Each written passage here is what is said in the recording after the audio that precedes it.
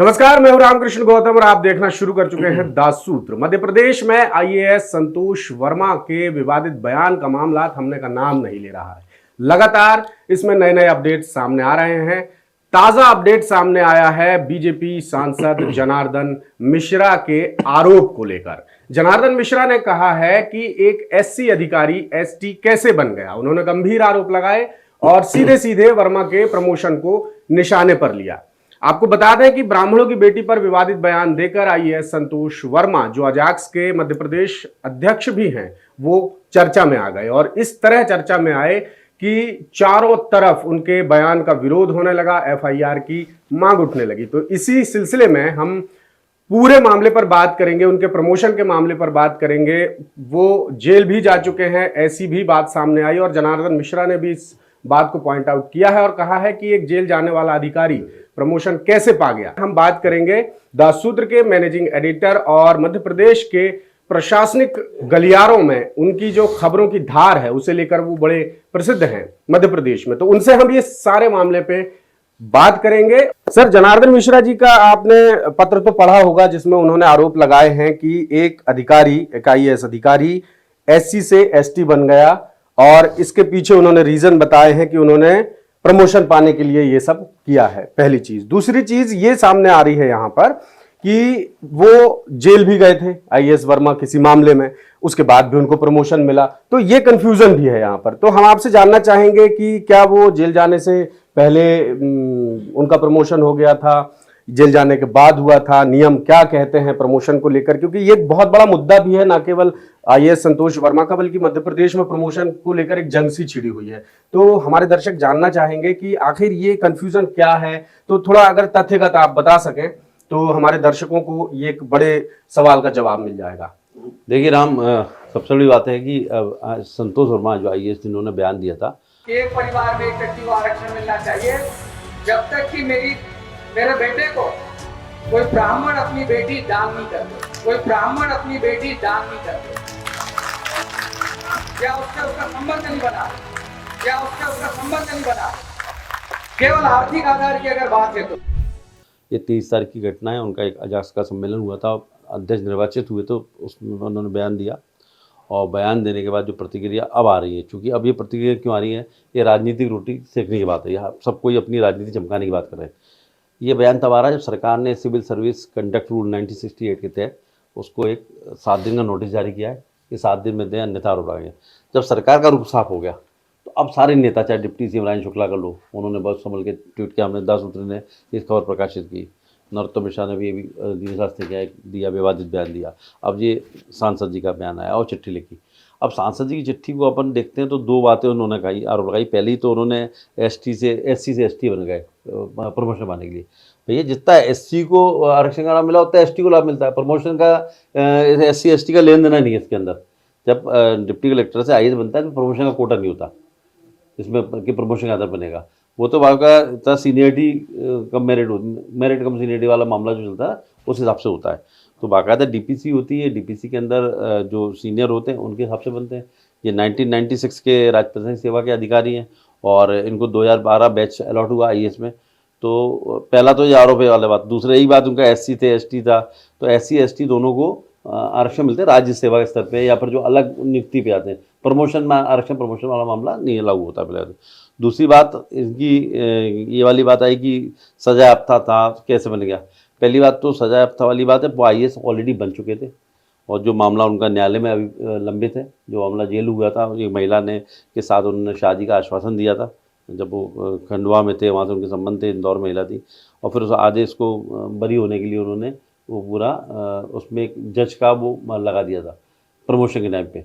Promotion में जो letter लगता है आईएएस होने के समय, तो वो एक लेटर जाता है जिसमें उनके प्रकरण चल रहा है। तो प्रकरण चलते में उन्होंने अपने प्रकरण को दिखा दिया कि जज को लेटर, फर्जी लेटर बना के कि उनका प्रकरण खत्म हो चुका है, तो वो लगा के।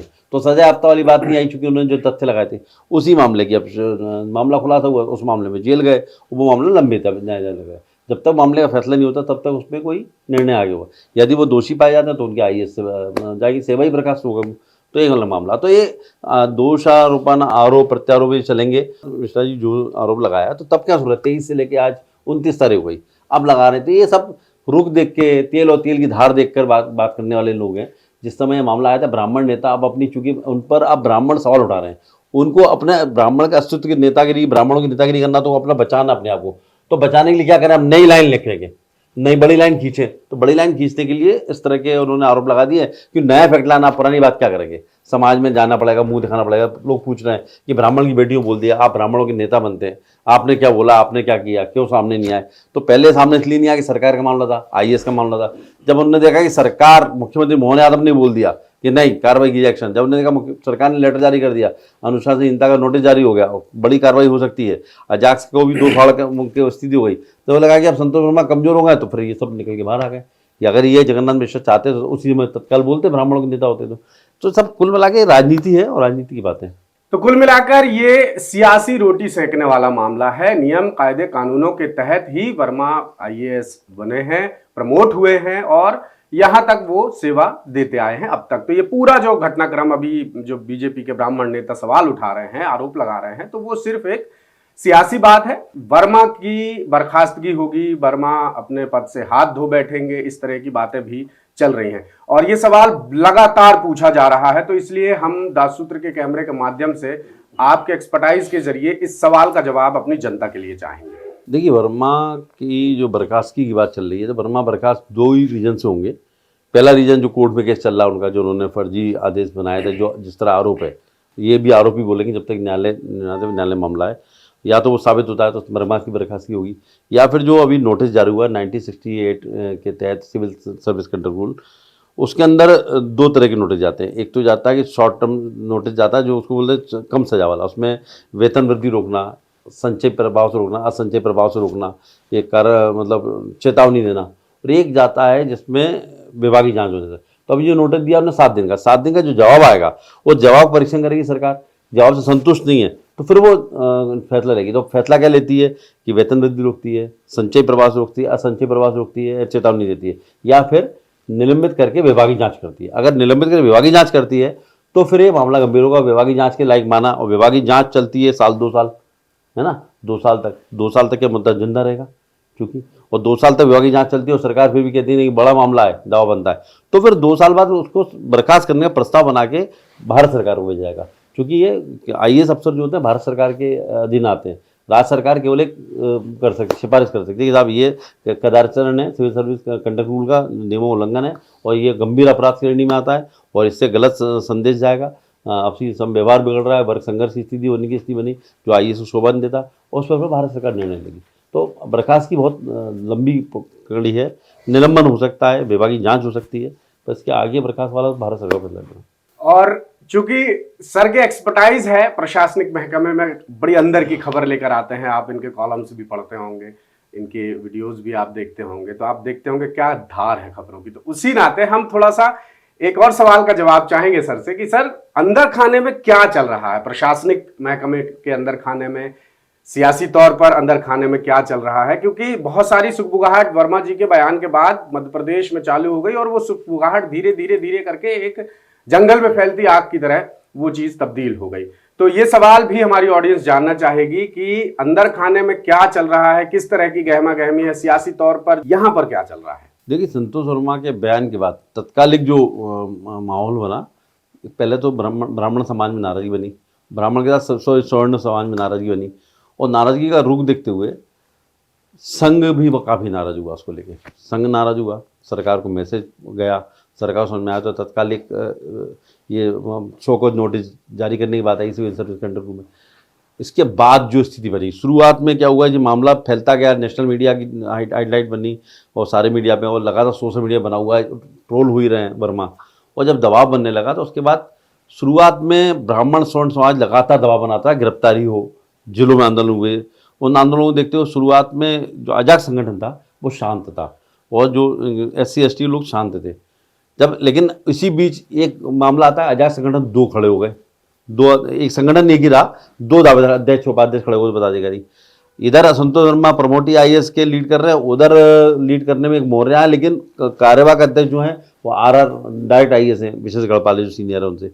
तो कुल मिला के अजाक्स को भी 2 संगठन में बट गया, तो वहाँ पर जो बटने के कारण जो एकदम SC/ST का जो उनके सपोर्ट मिल रहा था वो नहीं मिल पाया। लेकिन अब जैसे जैसे मामला खिंच रहा है, अब इस तरह की खबरें आने लगी कि अब SC/ST के लोग जिलों में भी उतरने लगे और ये वर्ग संघर्ष की स्थिति बनी। अभी तो क्या है, चूंकि वर्मा का बयान इतना था कि इस पर कोई भी खुलकर बयान देने से डर रहा था।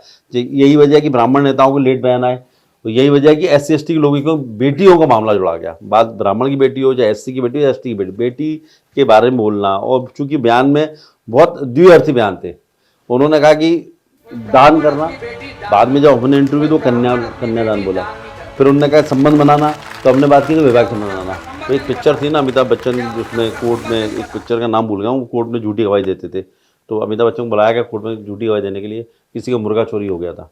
तो अमिताभ बच्चन जज पूछा कितना बड़ा मुर्गा था, तो अमिताभ बच्चन इतना बड़ा, तो उन्हें इतना बड़ा मुर्गा काम से बोला, इंडिविजुअल में नीचे हाथ नहीं लगाया। तो ऐसे संतोष वर्मा का साथ था, तो बयान और संबंध में पूछा गया कि साहब की दान हो, बोला नहीं मैं कन्यादान कहना चाह रहा था, संबंध में विवाह संबंध, तो वो उन्होंने समझने की कोशिश की। लेकिन इन सबसे क्या हो रहा है कि ब्यूरोक्रेसी के अंदर भी दो फाड़ हो गए। JN कंसोर्टिया जो इसके संरक्षक मंडल थे, उनको भी घेरा गया। तो अब क्या है कि ब्यूरोक्रेसी में जो SC ST के लोग हैं, वो भले ही अजाक्स दो संगठन होगा, लेकिन दबी जुबान से वो अपने पर हमला मान रहे हैं। स्वर्ण और वर्सेज SC ST हो गया, जो एक्चुअली ग्वालियर चंबल से लगातार उठ रहा है मामला। अनिल मिश्रा एडवोकेट ने जो अम्बेडकर की मूर्ति को लेके बोला, फिर वो भीम आर्मी आ गई, तो अब ये नई दिशा की तरफ जा रहा है मामला को मिला के। और यही वजह सरकार की चिंता है, वो अजाक्स संगठन दो होने से, चूंकि सरकार के सामने तो अजाक्स का जो दूसरा संगठन है वो सरकार का समर्थन दिखता हुआ एक तरह से अप्रत्यक्ष रूप से, तो लोग उधर से जुड़ रहे हैं, लेकिन अंदर से कहीं ना कहीं संतोष वर्मा को सपोर्ट मिल रहा है। और ये बात अगर जल्दी थमी नहीं तो ये एक नया वर्ग संघर्ष दिखाई देगा। शब्द संभाले बोलिए, शब्द के हाथ न पाओ, एक शब्द औषध करे, एक शब्द करे घाव। सारा खेल शब्दों से शुरू हुआ था। IAS वर्मा के मुंह से कुछ ऐसे शब्द निकल गए जो फिजाओं में फैल गए और इस तरीके का माहौल बन गया कि आज वर्मा बड़ी मुसीबत में फंसते नजर आ रहे हैं चारों तरफ से। तो ये थे हमारे मैनेजिंग एडिटर हरीश द्विवेकर, जिनसे आपने बिल्कुल जो नियमावली है स्पष्ट शब्दों में इस पूरे खेल की अंदर की जो बातें हैं वो हमारे मैनेजिंग एडिटर हरीश द्विवेकर से जानी। बने रहिए दास सूत्र के साथ। मध्य प्रदेश, छत्तीसगढ़ और राजस्थान की सरकार के 2 साल पूरे होने पर दास सूत्र कर रहा mega digital survey Manmath. Description box में दिए लिंक्स पर क्लिक कर बताएं अपनी राय, लीजिए सर्वे में हिस्सा। बताइए 2 साल में कितनी असरदार रही आपकी सरकार।